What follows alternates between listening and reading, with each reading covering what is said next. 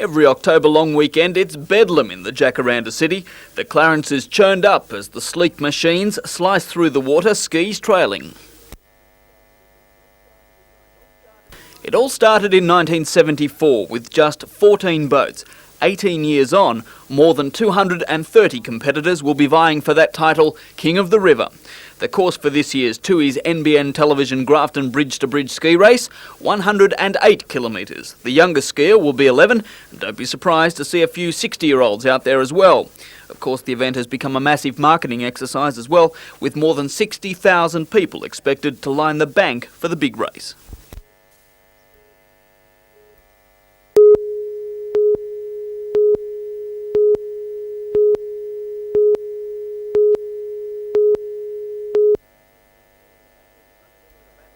For the battling club, devastating injuries to Paul Kuiper and the defenceman Terry Dozier are giving the coaches NBL nightmares, with their third straight loss last weekend against Brisbane and tumbling out of the top 8. And tomorrow night's clash with the Hobart Tassie Devils won't be any pushover. Boasting former Falcon Wayne McDaniel, who is still averaging 24.4 points per game, and with the 1988 most valuable Hurst back in the fold, Hobart is capable of upsetting any team, despite its lowly 12th position on the ladder. For the Falcons, there's plenty of incentive to win, along with a chance to keep their playoff aspirations alive. Al Green plays his 300th NBL match, and many old-timers, as well as the current crop of Falcons, will be wanting to farewell the founder of the National Basketball League, Newcastle's John Rashke, in the best possible manner, with a win.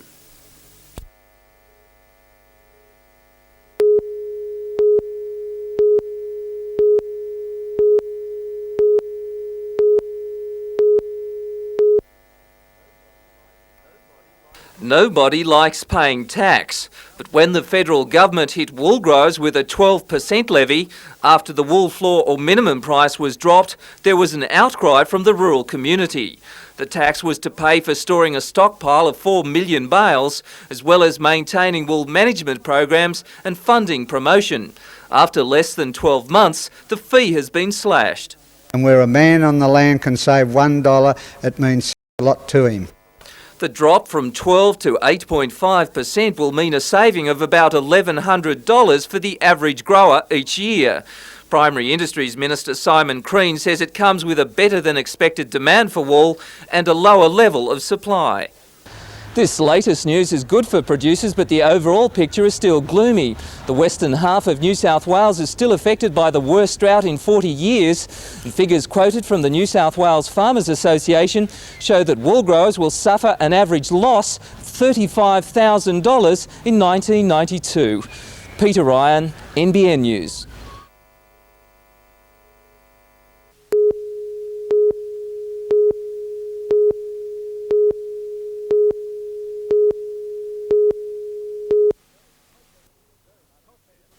Cot death is very much a medical mystery. Sometimes young children suddenly stop breathing, and because it often happens at night, they are found dead in their cot in the morning, hence the name.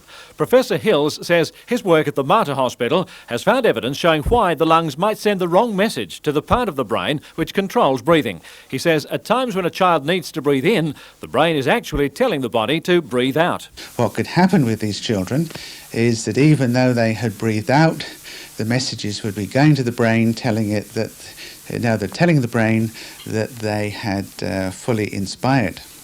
And so consequently, the brain would tell the muscles in the chest wall, look, you have to breathe out, whereas in actual practice they had breathed out. Professor Hills says it's hoped this finding will lead to a simple test for infants at risk so they can be watched more closely and prevent cot deaths from occurring. We're bringing basic physics, to bear, which is fairly unusual on a clinical problem. And I would like to think that at least we'd found the basic cause, not necessarily a remedy.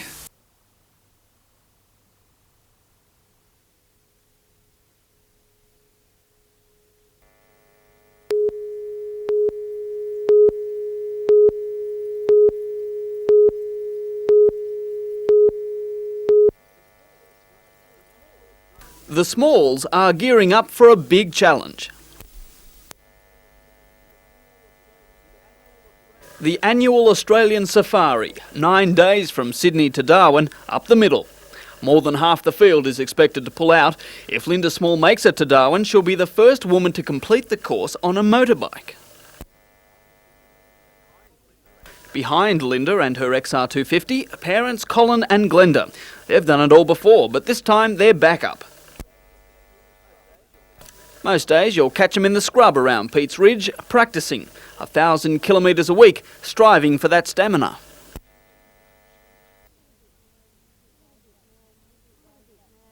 A little bit nervous. I'm a bit worried about the distance.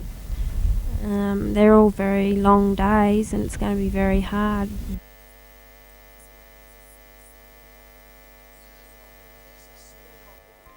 It costs $4,000 to join this safari. The dust, the long days, the aching limbs.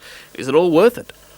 Definitely. When you get out there, yeah. Yeah, we don't smoke, we don't drink, we don't gamble, so it's one of our things that we like to do.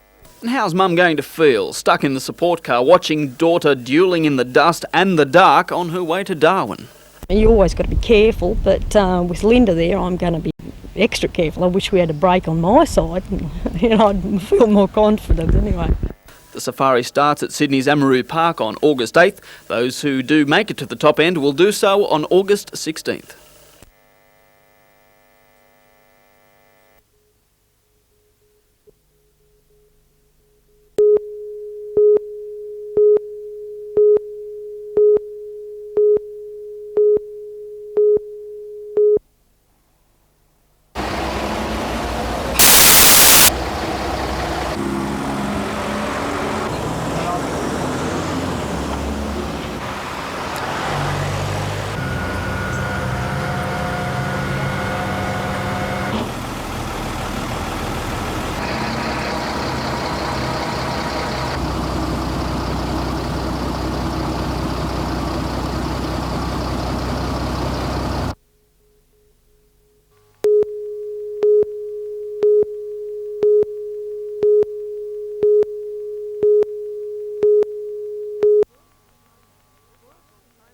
Burrigal Primary School lies in the shadow of Pasminco lead smelter.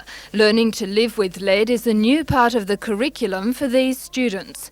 But the course has won no bouquets from New South Wales Democrat leader Elizabeth Kirby. Obviously, it makes good sense to teach children personal hygiene and to inform them about ways of being healthy and growing up in a healthy manner.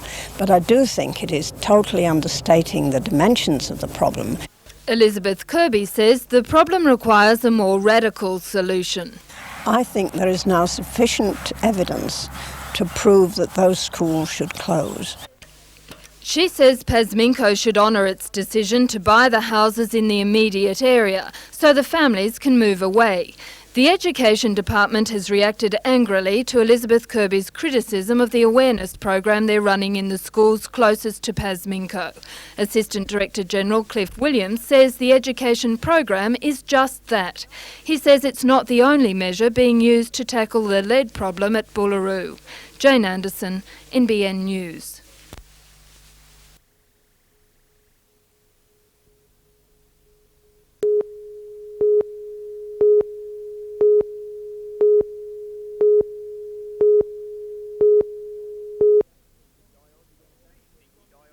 These dinky-die Aussie ambassadors were on their best behaviour to greet a visiting delegation from Newcastle's sister city Ube in Japan. The visitors, member of Ube's Municipal Assembly, have been enjoying some down-under hospitality around the city this week. Today it was a visit to Blackbutt Reserve. Mother and baby koala held obvious international appeal, as did the opportunity to nurse and photograph a weighty wombat.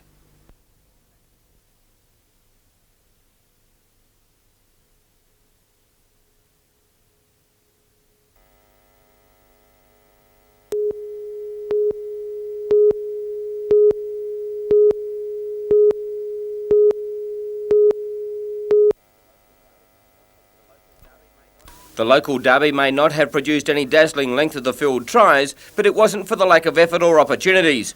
Both sides made plenty of space using their backlines effectively and also throwing in the odd up and under. But as soon as the raid looked to be paying dividends, the other team would turn defence into attack and launch a forward movement. The draw has kept Tamworth right in the firing line for the semi-finals. Only 5 horses contested the Mungandai Cup of 1992, but it was a classic finish that had the caller a little confused.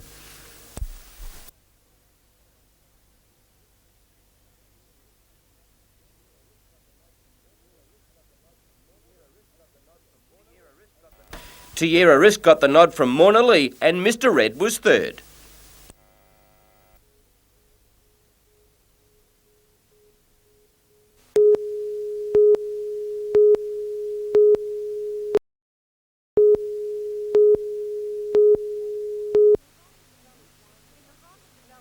In the heart of the Valley's wine region sits a new country lodge dedicated to Australia Post and Telecom employees. It's owned by the Australian Postel Institute, a body set up 70 years ago to look after the social, cultural and sporting interests of Australia Post and Telecom members. For today's grand opening, more than 1,000 company employees and their families from throughout New South Wales turned up to savour the carnival atmosphere. And there was something to satisfy everyone's tastes, from shearing demonstrations to tiger moth acrobatic displays.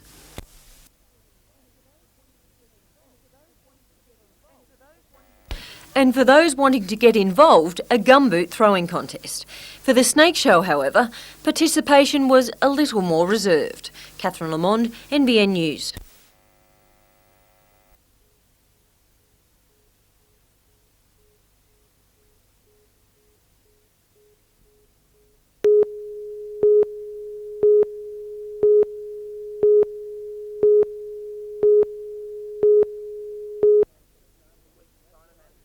Lisa Tynan and her staff were working overtime tending to the wounded this morning after the night's bruising encounter with Canterbury. But there were no real concerns, the mood frivolous to say the least. The culprit, Mark Glanville, but the practical joker was brought undone by the shoe. On a more serious note, it was John Schuster's second half try that levelled the scores at 10-all. How much pressure was on the conversion? Well, it was still 20 minutes ago, so at that stage it wasn't. As it turned out in the end, it was it was a very important goal, but not at the time because it was still 20 minutes ago. So there wasn't that much pressure on it. With the win, the Knights raced to second spot on the ladder, but it is a congested leaderboard. For some, the victory was extra special. Woody and Sarge and Wadey and Hayes were very pleased players, and to win the 3 grades down there was a great effort. What did you say to Terry Lamb after he kicked the field goal? Mate, I just was pretty happy he failed maths. An added bonus for Newcastle was the return of international Paul Harrigan, who played all but 4 minutes. It really is shaping as a big year for Harrigan. It isn't over yet, which is a good part about it, and certainly personally it's been good, but as a team I think that it's certainly going to make good measures for the rest of the year. But there is a sense of realism in the camp as well. A loss next week and the Knights could be out of the top 5. We certainly needed the win, and puts us right up there now in the top 5 and at second spot. But we've got next week to go, and it's going to be another important game.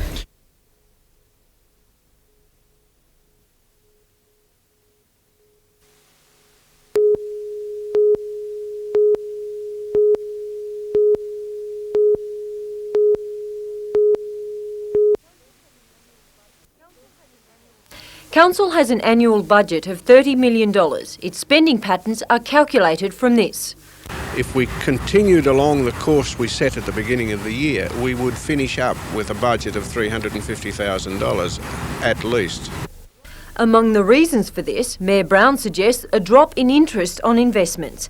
But then there were also a few mistakes in Council's mathematical calculations. For example, I think there was one on postage and stationery, which was quite alarming. But there were logical explanations for that. This being unforeseen costs involved with computerising Council's facilities. The Council is human, it has a human face, and we can make mistakes, yeah, certainly.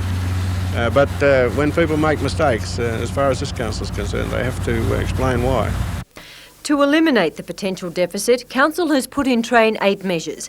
These include temporarily halting Council's bitumen resealing program, deferring replacement of machinery and putting on hold works programs like Bushland Drive railway crossing, but continuing everyday projects like curb and guttering.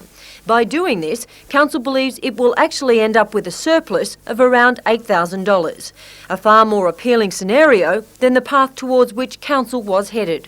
If you hadn't have pulled the reins in when you did, would retrenchment, could that have been a possible scenario? It would have been certainly the top of the priority list instead of the bottom.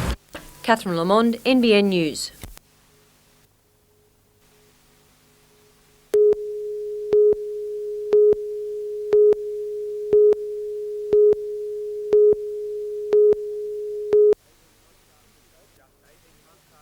Just 18 months after its opening, it appears the distinctive landmark has failed to weather the tough economic times.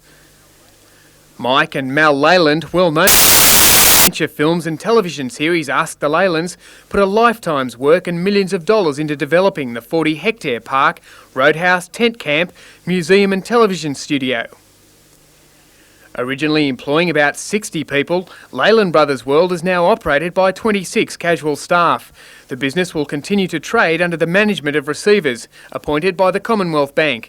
Andrew Lobb reporting for NBN News.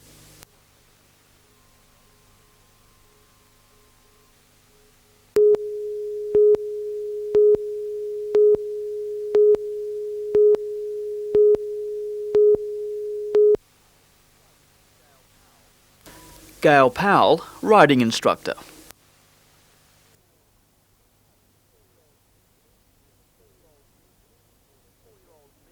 Four-year-old Megan on board a Shetland named Shorty.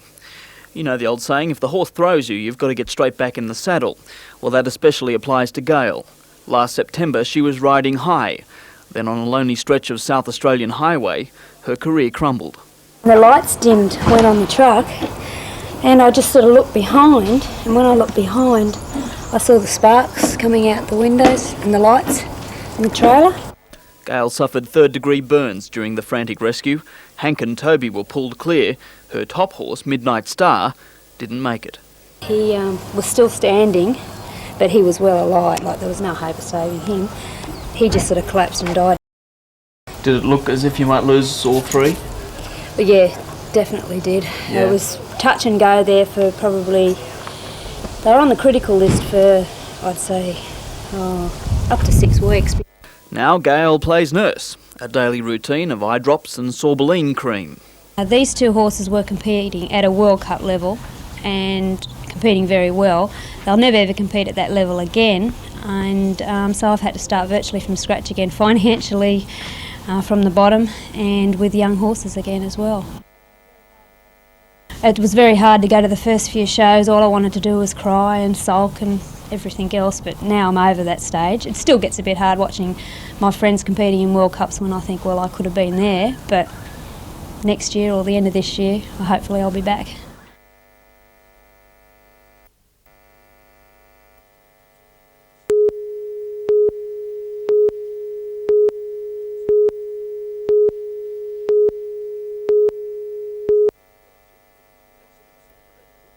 Nestled in picturesque bushland, Bonnells Bay School has become a tranquil backdrop for a bureaucratic bun fight. Funding has been approved for 10 new classrooms, an administration unit and library. The Education Department says Council has had several months to make a decision. If we do not go to tender as soon as possible, then the priority of Bonnells Bay on the state list could well drop if some other school has a higher priority for building. Traffic movement is the sticking point. Council wants 2 bus bays and a pedestrian underpass. The department and the RTA say 1 bus bay is enough and that an underpass will ruin the rural environment. Today, Lake Macquarie Mayor Alderman Doug Carley was unavailable for comment. Council has deferred the matter to a special meeting set down for next week. In the meantime, the department's losing its patience. If there are any other hassles, I will have the Director of Administration and Finance here liaise with the Council and try and straighten it out as soon as possible.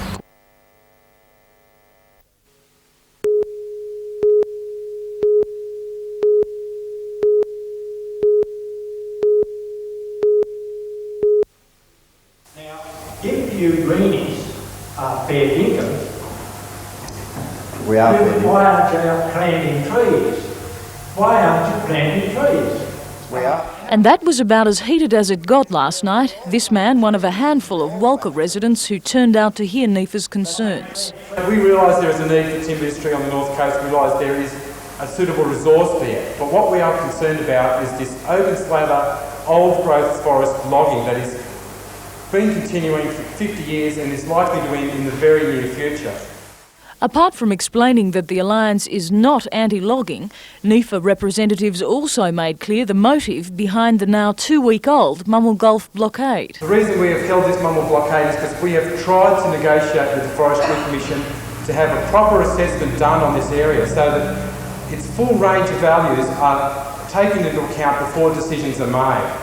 NEFA also denied the accusations made by the Forestry Commission and Forest Protection Society, which boycotted the meeting. The Forest Protection Society say that we're here to disrupt the community. We've been camped out at Mummel Gulf for 2 weeks now, and I don't think anyone can honestly say that we have caused any disruption whatsoever to the Walker community. The Alliance says the Mummel Gulf blockade will not be lifted until a proper assessment of the area is done. More public meetings will be organised about the issue over the next few weeks.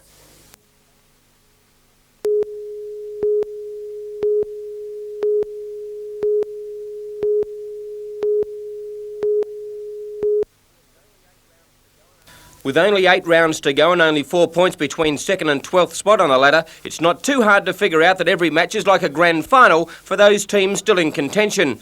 And it's the Knights who are guarding 2nd position from all comers. I suppose you could say it's almost temporary with so many sides within a point of us, but we've looked at it to really try and achieve to be on 19 points by Saturday afternoon, and that's what we'll be endeavouring to do tomorrow.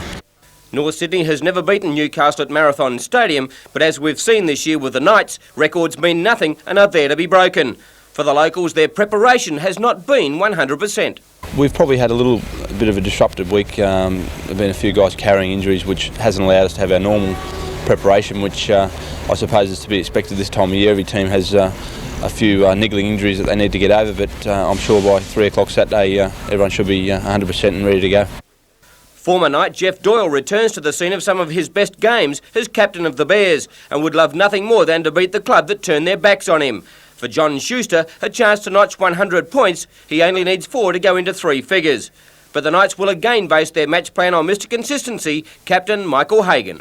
Yeah, I think consistent's a pretty fair word. I think if you can be at your best or near your best on a weekly basis for 22 weeks, that's the key to the Winfield Cup, and I'm very happy with the way things have gone so far this year and hope it continues that way for another 8 weeks. You'd like to lead the Knights into the semi-finals for the first time in their career? Yeah, that'd be a great achievement for the team and for the town, and that's something we've certainly set our sights on, and there's no reason to suggest why we can't do that if we maintain our current form.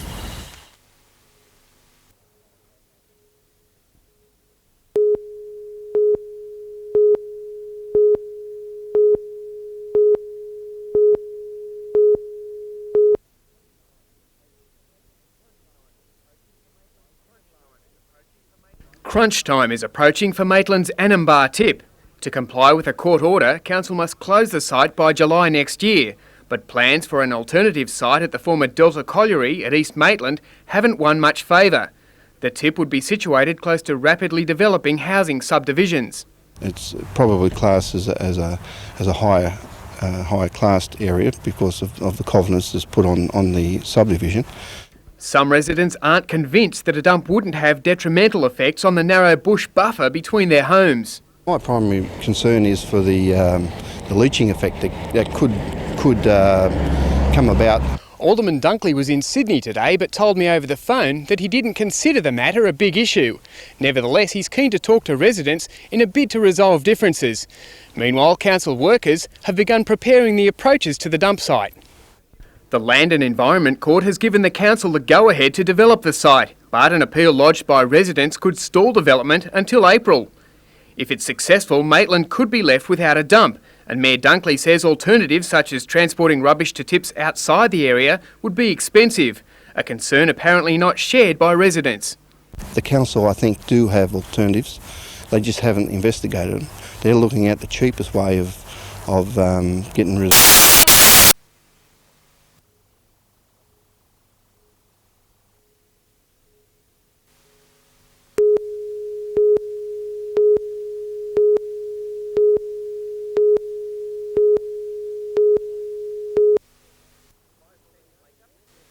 5 teams make up the championships: Riverina, Northern 1 and 2, Southern and Western. Northern 1 are boys from Newcastle and the Central Coast, while Northern 2 are made up of youngsters from the Lismore-Ballina region. Yesterday, mixed fortunes for everyone. In the first game, Northern 2 thumped Northern 1 4-0, but Northern 1 returned with a 1-0 win over Southern in the afternoon. Southern also reversed a result with a 2-0 win over Western, and later, Riverina and Western played a 2-2 draw.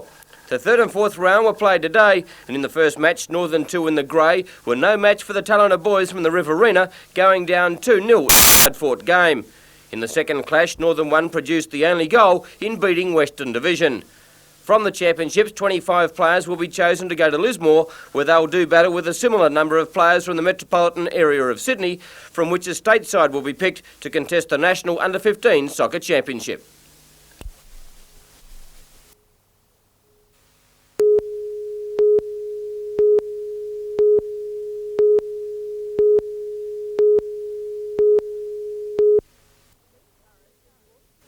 Lee Harris is walking around Australia for charity. Today his trip through Lismore took him up Cynthia Wilson Drive.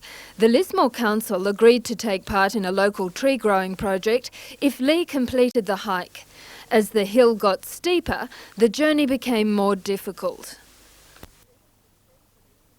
Lee successfully completed the climb, which will mean that 6 long-term unemployed people will be given jobs at a new nursery, which will be established on land near the Lismore Airport. The trees will be planted around the town and on the banks of the Murray-Darling River. They'll help prevent the blue-green algal bloom.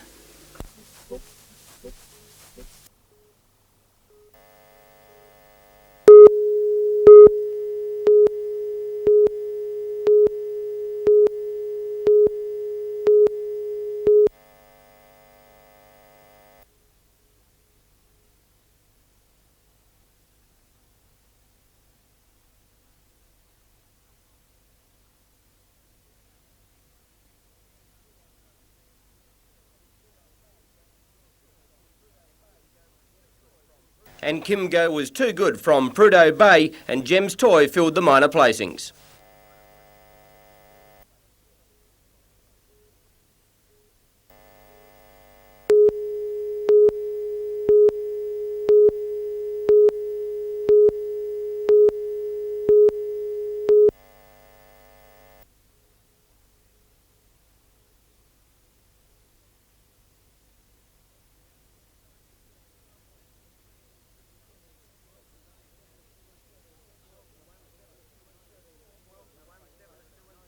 $12 to 1, 7 to 2 and 13 to 4. The unplaced favourite at 9 to 4, Burrendar Boy. At Eagle Farm, the 6 was the Ascot Flying Handicap.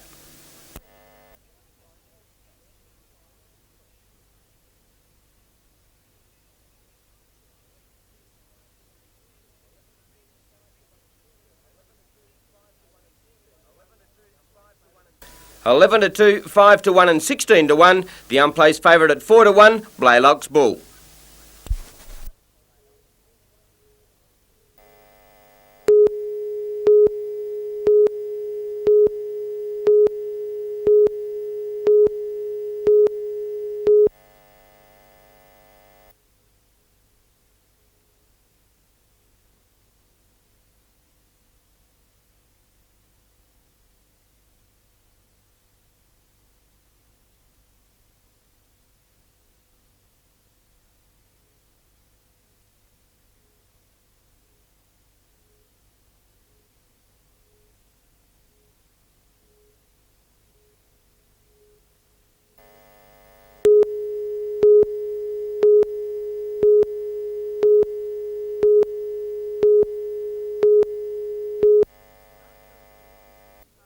Founder of the Shooters Party, broadcaster John Tingle, claimed the new act was unworkable and unjust.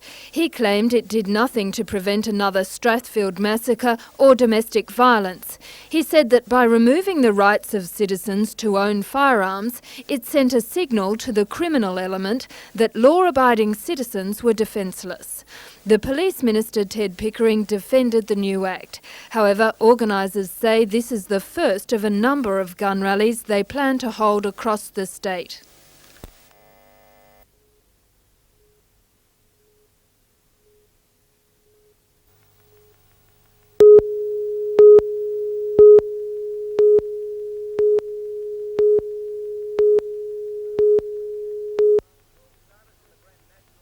12 starters in the Grand National of 92, but only 9 were to finish. One of the favoured few, Sir Sagamore, coming to grief just before the home turn.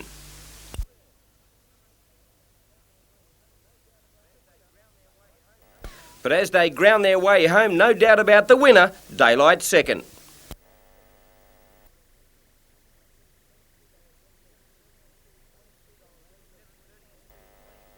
$7.30 and $2.20, $2 even and $3.20. The Quinella $16 and the Trifecta $4.95.10. At Rose Hill, the 6 was the Japan Racing Association World Cup over 1,100 metres.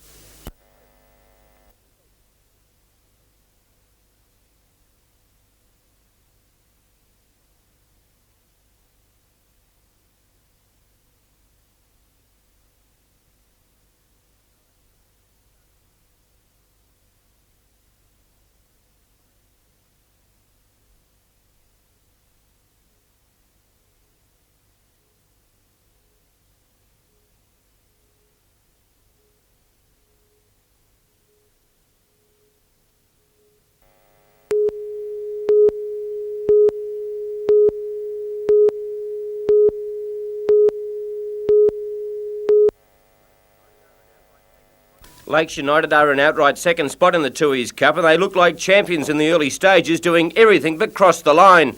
On numerous occasions, Toronto's defence was under siege, but it stood firm under the barrage of Seagull jumpers.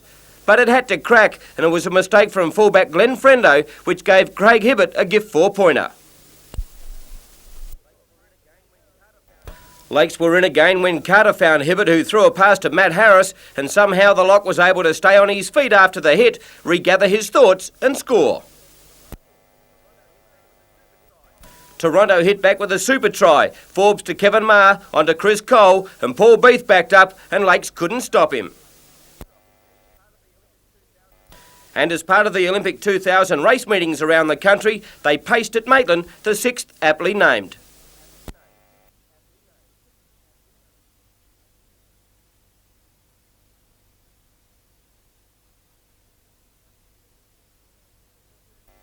$4.30 and $1.40, $2.30 and $3 even. The Quinella $12.60 and the Trifecta $109.60.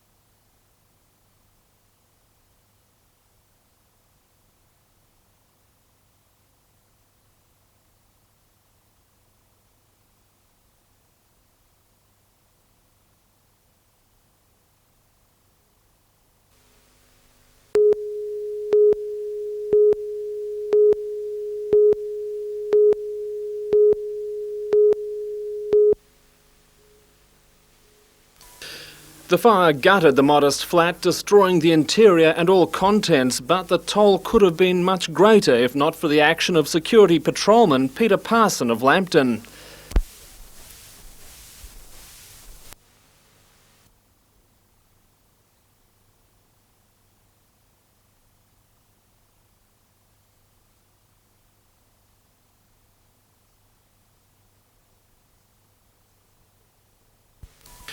The 70-year-old woman had just minutes to survive. Peter Parson used a house brick to smash the lock on the security door, then ripped it off its hinges and lunged into the inferno. There was quite a lot of fire, a lot of smoke. It was very hot, and I noticed the thing that I could see the most was the bright blue smoke coming off the lounge. It was very hot.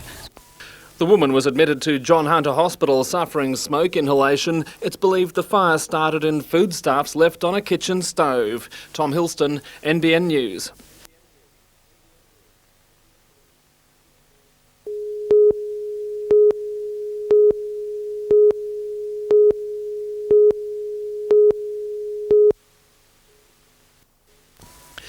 The drama unfolded at 10 o'clock this morning as workers began clearing a site for stage 1 of a $2 million reconstruction project at Cooks Hill Fire Station.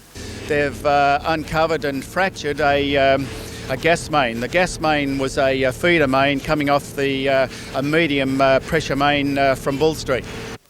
While police diverted traffic around the scene, firefighters warned neighbouring workshops to avoid using naked flames. The gas leak couldn't have happened at a more convenient location. The fire brigade is equipped with gas detection equipment and the training to deal with just such an emergency. A gas company emergency crew was on the scene within minutes. The leaking branch line was permanently disconnected from the main gas supply. Work on the construction site resumed about half an hour later. Tom Hilston, NBN News.